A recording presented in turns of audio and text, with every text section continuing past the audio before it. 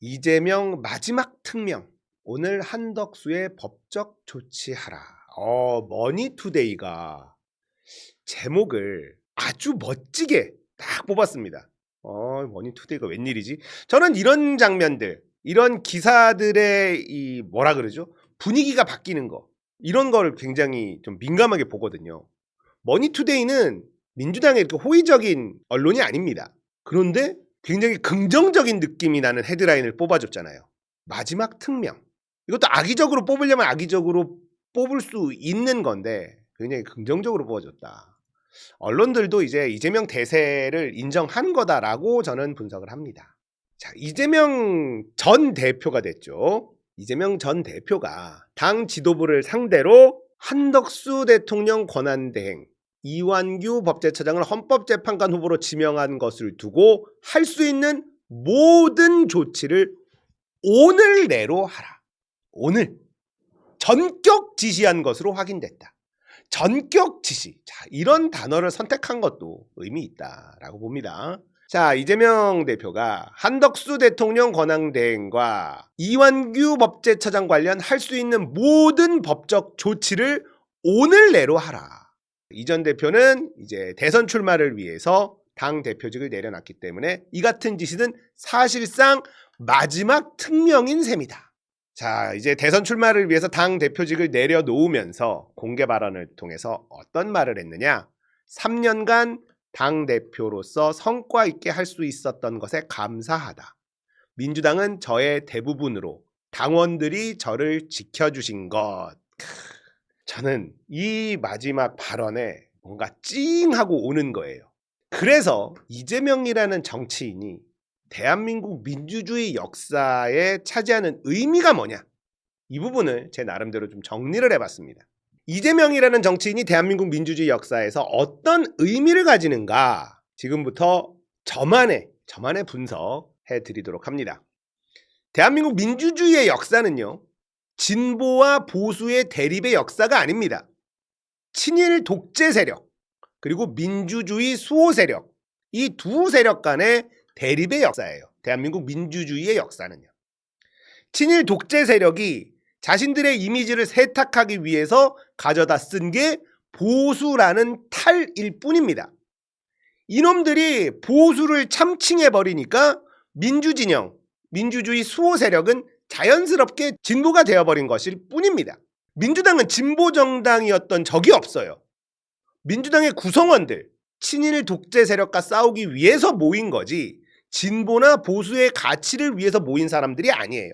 진보의 가치를 지키기 위해서 민주당으로 모인 게 아니라 친일 독재 세력과 싸우기 위해서 모인 사람들이 민주당에 있다라는 겁니다. 그러니까 민주당 내부에는 진보적인 사람도 있고 보수적인 사람도 있고 섞여 있어요. 일제시대 때 독립운동가들이 사회주의 세력, 자본주의 세력 섞여서 같이 일본과 싸웠잖아요. 그것과 똑같은 겁니다. 지금은 친일 독재 세력과 싸워야지, 그 뜻을 함께하는 사람들끼리 모여야지 진보나 보수의 가치로 뭉칠 때가 아니다. 그렇게 뭉쳐있는 정당이 민주당이었다는 겁니다. 민주당의 역사는 친일 독재 세력과의 투쟁의 역사예요. 그 투쟁의 선봉에는 김대중이라는 정치인이 있었습니다. 지금 이재명이라는 정치인이 악마화되고 사법적인 탄압을 당하고 테러를 당하고 우리는 그런 상황을 보면서 열받고 안쓰럽고 지켜주고 싶고 막 이렇잖아요. 그런데 김대중에 비하면 양반이라고 말해도 과언이 아니다. 이재명만큼 탄압받은 억울한 정치인이 있는가? 김대중에 비하면 양반이다. 이렇게 말해도 과언이 아닙니다. 이재명이 얼마나 탄압당하고 있는데 김대중에 비하면 양반입니다. 그 야만의 시대, 지금처럼 정보의 유통이 빠르지 않고 정보를 독점할 수 있었던 그 시절, 언론을 장악하면 정보가 완전히 차단되던 그 시절에 김대중은 빨갱이였습니다. 벗어날 방법이 없었습니다. 김대중 악마화에 비하면 이재명 악마화는 진짜 순한 맛 그 자체, 그 정도라고 얘기해도 과언이 아니라고 저는 생각을 합니다. 민주당의 역사에서 김대중을 빼고 이야기하는 건 불가능하죠. 그만큼 김대중이라는 인물은 친일 독재 세력과의 투쟁에서 핵심적인 인물입니다. 자, 그 다음 대통령이었던 이제 노무현, 문재인은 김대중 대통령과 같은 과의 인물이라고 볼 수가 있습니다. 친일 독재 세력과 투쟁했었던 젊은 날이 있었고 김대중이라는 정치인에게 많은 영향을 받은 정치인들이죠. 김대중, 노무현, 문재인 이 세 명의 대통령은요. 친일 독재 세력에 저항했다는 공통점으로 묶을 수 있습니다. 민주당의 역사에서 한 묶음으로 묶을 수 있다. 하지만 이재명이라는 정치인은요. 결을 달리합니다. 이재명의 삶을 들여다보면 친일 독재 세력과의 투쟁이 아니라 자본주의 기득권 세력과의 싸움으로 이루어져 있습니다. 민주주의 완성을 위한 투쟁이 아니라 서민들의 삶을 위한 투쟁의 인생을 살아온 거예요. 그러니까 김대중, 노무현, 문재인과 궤를 달리하는 정치인입니다. 민주당에서 이재명이 당대표를 하고 대통령이 된다는 것은 완전히 새로운 역사의 시작이라는 거예요. 김대중, 노무현, 문재인과는 전혀 다른 역사가 시작된다라는 겁니다. 이재명이 대통령이 되고 어떤 정치를 하느냐에 따라 향후 민주당의 대선 후보는 이재명의 영향을 받은 사람들이 될 겁니다. 이재명이 제2의 김대중이 된다 이런 말이 있는데 제2의 김대중이 아니라 제1의 이재명이 될 거다라는 겁니다. 민주당의 주류 세력은요. 학생운동권 출신들이었습니다. 노무현도 문재인도 이재명도요. 당내 의원들에게 압도적인 지지를 받지 못했어요. 하지만 국민들은요.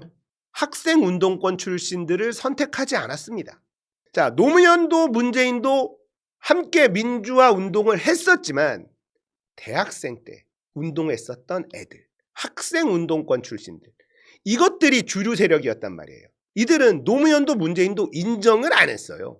문제는 국민들은요. 학생운동권 출신들을 대선 주자로 선택한 적이 없다는 겁니다. 자, 21대 국회를 한번 우리가 다시 떠올려 봅시다. 180석이라는 말도 안 되는 의석을 국민들이 안겨줬습니다. 자, 우리는요 그때 이제 국민의힘 저것들 발목 잡기도 불가능해졌다고 환호했어요. 문재인 정부가 이제 모든 개혁 과제를 수월하게 진행할 수 있다고 생각했고 기대에 들떴습니다. 하지만 검찰개혁, 언론개혁 제대로 이뤄내질 못했어요. 180석 있으면 발목 잡기가 불가능한데 이게 왜 못하지? 열받았었어. 법사위를 넘겨주고 약속은 지켜야 한다. 이러면서 가진 힘을 국회가 제대로 쓰지 않더라. 자, 생각해 봅시다. 국회의장은 박병석, 김진표였습니다. 당대표는 이낙연이었어요. 송영길 대표가 개혁에 굉장히 애를 썼습니다만 송영길 대표가 비주류였습니다. 당대표였는데 힘이 하나도 없는 당대표였어요. 송영길 대표가 그래도 개혁에 애를 막 썼는데 국회의장 박병석 다 막힙니다. 국회의장 선에서 막힐 수밖에 없었고 내부 수박들의 반대에 힘을 못 썼어요. 자, 22대 통선이 다가왔습니다. 민주당 지지자들이 이 개혁이 안 되는 게 민주당 내 반개혁 세력들, 기득권, 민주당 내 기득권을 지키려는 이 수박들의 정체를 알게 되면서 이를 갈았습니다. 중요한 게 당원 민주주의가 얼마나 이뤄줄 수 있는지가 핵심이었어요. 당시 당대표가 이재명이었습니다. 압도적으로 이재명을 당대표로 만들었어요. 당원들이요. 하지만 이재명은 당내 의원들의 지지세가 매우 취약했습니다. 송영길 대표나 마찬가지였죠. 기댈 수 있는 것은 당원들 뿐이었단 말이에요. 22대 총선에서 이재명이 한 일은 딱 하나입니다. 흔들리지 않은 것. 이재명 당대표는요. 22대 총선 당시에 굉장한 권한을 행사하지 않았어요. 그저 버티고 있었던 것뿐입니다. 그 결과 경선에서 혁명이 일어났습니다. 당원들이 수박들을 대거 걸러내버린 거예요. 민주당의 주류였던 학생운동권 출신들, 이 세력들이 원외로 쫓겨납니다. 민주당 역사에서 처음 있는 일이 벌어진 거예요. 22대 민주당은 완전 새로운 민주당이 된 것이고 그 선봉에 이재명이 있었다라는 거죠. 자, 아직도 우리가 지금 현재 민주당을 보면서 개혁해야 될 것이 많이 남아있구나 이런 생각을 하지만 기존의 민주당과 체질이 완전히 다른 민주당의 시작, 이게 22대 국회의 민주당이라는 건 부인할 수가 없습니다. 민주당은 친일 독재 세력에 비해서 가난한 정당이었어요. 힘없는 정당이었습니다. 하지만 민주당을 개혁하고 싶은 국민들의 열망이 민주당을 저쪽 놈들보다 부자 정당으로 만들어 버렸습니다. 당원 200만, 이재명이 있었기에 가능한 일이었습니다. 국민의힘보다 민주당이 훨씬 돈 많은 정당이에요. 지금 한 달에 들어오는 돈 단위가 다릅니다. 민주당이 부자 정당이 되었다는 건 민주주의 역사에, 대한민국 민주주의 역사에 아주 중요한 터닝 포인트입니다. 민주당의 수입은요, 그 근원이 당원들이에요. 그렇다면 민주당은 당원의 눈치를 볼 수밖에 없습니다. 22대 민주당은 역사상 최초, 민주당 역사상 최초 당원들의 눈치를 보는 당이 된 거예요. 그러니까 22대 국회의 민주당은요, 이때까지 민주주의 역사에 있었던 민주당과 완전히 다른 정당입니다. 이 모든 것의 출발에는 이재명이 있습니다. 이재명으로부터 민주당의 새로운 역사가 시작되는 거예요. 이재명은 제2의 김대중이 될 수가 없습니다. 이재명은 그 스스로 이재명일 뿐인 겁니다. 앞으로 제2, 제3의 이재명이 나올 거예요. 이재명은 대한민국 민주주의 역사에 김대중과 같은 선상에서 평가받는 정치인으로 역사의 기록이 될 거다. 우리가 그걸 해낸 겁니다. 이재명이라는 정치인을 중심으로 민주당을 바꿨고, 이렇게 바뀐 민주당은 민주주의 역사에 처음 일어난 일입니다. 이재명의 시대가 옵니다. 이재명은요, 유력한 대권주자가 될 때까지요, 누굴 치거나 한 적이 없습니다. 그저 생존한 것 뿐이에요.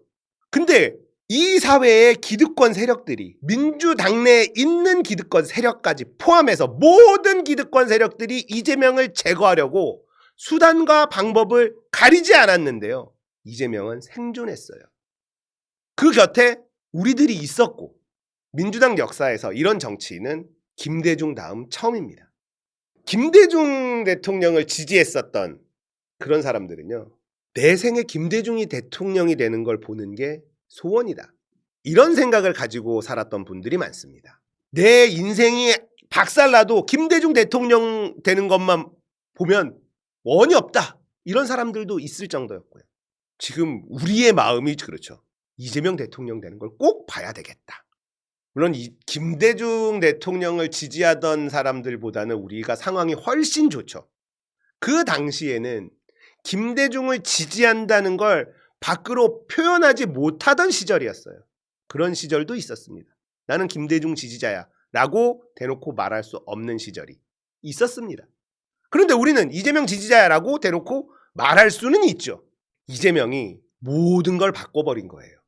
대한민국 민주주의 역사, 대한민국의 이 민주당의 역사 전부 다 바꿔버린 겁니다. 이제 우리가 이재명 대통령 만들기까지 성공하면 대한민국 민주주의의 새로운 역사가 시작되는 겁니다.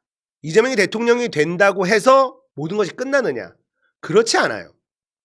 개혁해야 될 것들이 너무너무 많습니다. 그리고 이재명 다음에 대통령도 민주당에서 무조건 배출시켜야만 합니다. 우리가 봤잖아요. 문재인 대통령 다음에 윤석열 되니까 어떻게 됐습니까? 문재인 대통령 때 잘했던 것 다 박살나고요. 문재인 대통령의 좋은 평가 지금 있습니까? 아무 의미 없어. 윤석열을 대통령 만드는데 일정 부분 책임이 있잖아. 문재인 잘했던 게 무슨 소용이 있습니까? 다 날라가요. 그러니까 이재명 대통령이 된다고 끝나는 게 아니라 이재명 대통령하고 임기 채운 다음에 그 다음 대통령까지 민주당이 배출해야지만 이재명 대통령 때 했었던 그 많은 일들이 빛이 나기 시작할 겁니다. 그러니까 우리는 쉴 수가 없어. 우리는 끝까지 방심할 수가 없어요. 윤석열이 망가뜨린 대한민국 5년 안에 많은 부분 복구를 하긴 할 거예요. 이재명의 능력, 대한민국 국민들의 능력 충분히 가능할 겁니다. 하지만 그렇게 복구해 놓고 정권 또 바뀌면 아무 의미 없어집니다. 그러니까 우리는 그 다음 대선, 그 다음 지선, 그 다음 총선 계속해서 압승할 수 있도록 긴장을 풀 수가 없어요. 모든 게 물거품이 돼버린다. 지금 윤석열이 망가뜨려 놓은 이 대한민국을 이재명 대통령이 복구한다 해도 그 열매는 그 다음 대통령 그때쯤 나올 거라고요. 그러니까 절대 국민의힘에게 정권을 내줘서는 안 돼요. 그러면 이재명 대통령에 대한 평가도 다 날아갑니다. 문재인 보면 답 나왔잖아요. 윤석열 대통령 만드는데 일정 부분 책임이 있는 사람이 어떤 것을 잘했다 한들 무슨 의미가 있냐고요. 그러면 안 된다는 거죠. 이재명 대통령 만들어서 너무 좋다? 좋은데 그 다음 대통령도 민주당 출신, 이재명이 선택한 사람, 이재명을 쫓아갈 사람 잘 골라서 후보 만들고 또 당선을 시켜야만 되는 거예요. 할 일이 많죠. 민주당 개혁 계속 해내야죠. 민주당이 확실하게 우리 마음에 쏙 드는 정당이 되기까지는 앞으로 한 20년은 걸린다고 봅니다. 23대 총선 또 민주당은 어느 정도 걸러낼 건데 또 새로운 이상한 애들은 안 들어올까요? 계속 감시하고 계속 걸러내고 계속 목소리를 내야 됩니다.